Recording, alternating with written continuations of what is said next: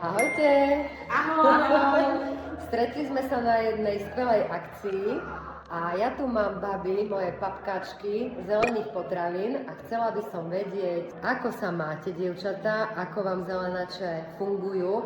Miriam, viem, že ty už ich užívaš 2 roky. Áno. A viem, že začal to užívať aj tvoj vnúčik. Áno. Tak mi o tom povedz. Takým srandovným spôsobom on začal napríklad dopíjať.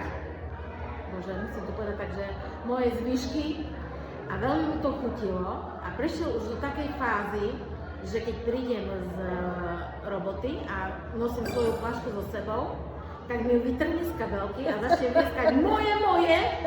Takže okamžite dorábame zelenáče, on si sadne na gauč a si pustí svoj seriál obľúbený a pritom to konzumuje úplne na pohodu. Úžasné. A chutí mu to neskutočne.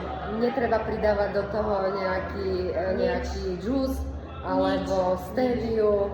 Vypije ti to tak. Pije takto bez cukru, bez všetko. Zvykol si na škoricu. Áno. Proste tá aj zahreje v zime. má rád škoricu, takže to pije so škoricou. A Anička, ty mi povedz, ako dlho ty papáš jačmeň chlorelu? Asi 3/4 roka, no a určite pocitujem viacej energie, no a paplet. Super.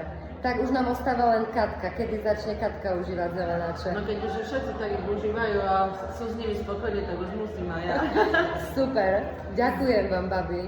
Za seba musím ešte dodať, Áno. že bola som teraz na preventívnej prehliadke a v porovnaní s pred 2 rokov sa moje výsledky výrazne zlepšili, čomu sa ja veľmi teším. Super, tak to je skvelá správa. Pozdravujeme. Ahojte.